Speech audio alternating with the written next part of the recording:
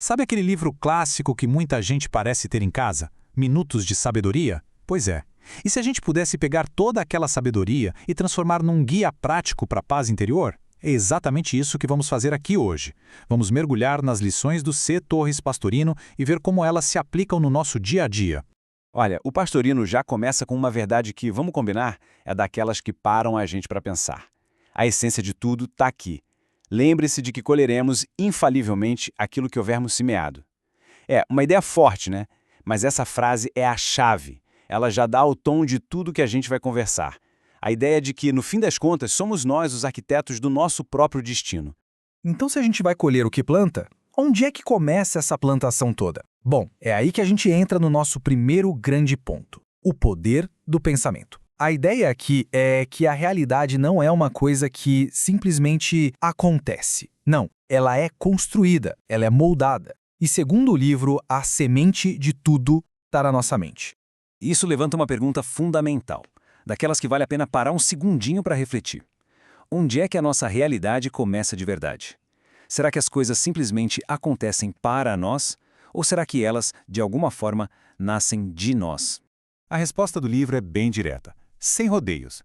A premissa central é essa: o mundo em que vivemos é uma construção direta dos nossos pensamentos e palavras. A passagem 145 coloca isso de um jeito que não deixa dúvida. O homem é o que pensa. E o mais legal é que isso não é só uma filosofia bonita, sabe? É um chamado para ação. Significa que o poder de construir o nosso mundo está do lado de dentro. E aqui a gente consegue ver essa ideia na prática. É uma escolha, um caminho com duas direções. De um lado, os pensamentos destrutivos, sabe? Reclamação, crítica, ansiedade, medo. A passagem 10, por exemplo, fala que reclamar de doença só piora a nossa energia. A 15 diz que a ansiedade bagunça todo o nosso sistema. Mas, do outro lado, tem o caminho construtivo. Gratidão, otimismo, amor, paz. A ideia, como diz a passagem 13, é que a gente atrai aquilo que a gente emite. Então, a escolha do que emitir é nossa, a cada momento. Ok, então a gente começa a organizar a casa por dentro, a cuidar dos pensamentos. A pergunta que vem logo em seguida é: e aí? Como isso funciona na prática, nas nossas relações com as outras pessoas? E é aqui que a gente entra no nosso segundo ponto: a harmonia com os outros, a verdadeira arte da conexão. E a primeira regra do Pastorino sobre isso, lá na passagem 1, é tão simples, mas tão poderosa. Não critique. A crítica fere e ninguém gosta de ser ferido. Direto ao ponto. É um lembrete de que as nossas palavras têm um peso enorme, né?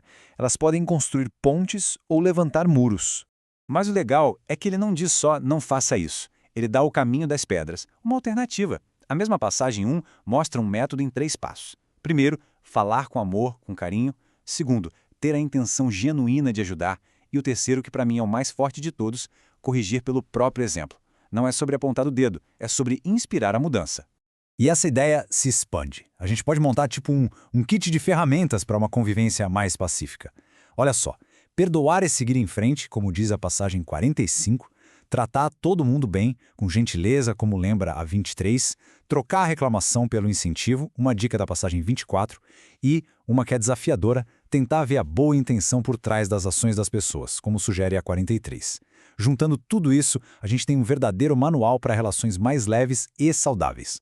Beleza! Pensamentos alinhados, relações mais harmoniosas. Agora a jornada vai para um lugar mais fundo. A gente sai um pouco do externo e mergulha no interno.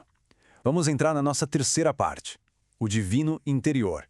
Como encontrar aquela força que vem de dentro? E se tem uma ideia que o Pastorino repete, martela, de várias formas ao longo do livro, é esta.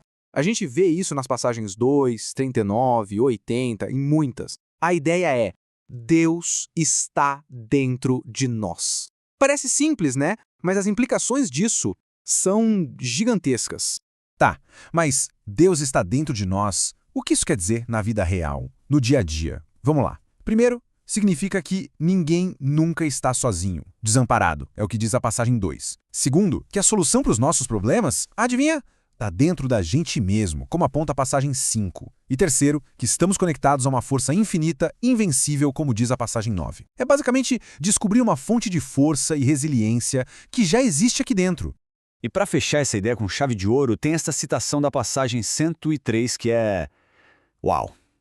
Ter fé em si mesmo é ter fé em Deus. Olha que forte isso. Ele simplesmente une as duas coisas. Autoconfiança e fé não são coisas separadas. São, na verdade, a mesma coisa, vistas de ângulos diferentes. Então, a gente já falou de pensamento, de relações com os outros, dessa força interior.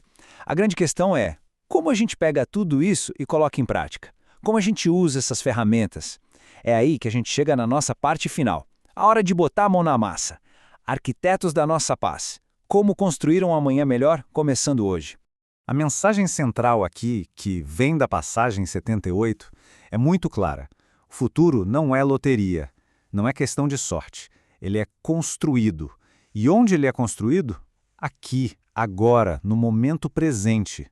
O agora não é só um tempo que passa, é o nosso canteiro de obras. Certo, mas como se constrói? Qual o passo a passo? É bem prático. Passo 1, direto da passagem 6. Comece a melhorar agora. Não deixa para amanhã. Passo 2, da passagem 113. Se a gente cair, a gente levanta e recomeça. Quantas vezes for preciso. Simples assim. E o passo 3, inspirado na passagem 82. Encarar os desafios de frente, com coragem, sabendo que a superação é possível. É um ciclo de agir, de ser resiliente e de ter confiança. E tudo isso deságua numa conclusão poderosa, a da passagem 90. Ninguém é responsável por nosso destino a não ser nós mesmos. Acho que essa é a mensagem final, o grande resumo de tudo. A responsabilidade e também o poder está na mão de cada um. E para fechar essa nossa conversa, fica uma pergunta que meio que amarra tudo que a gente viu. É para a gente levar e refletir. Se o presente é o material com que se constrói o futuro, o que é que cada um de nós vai escolher construir a partir de agora?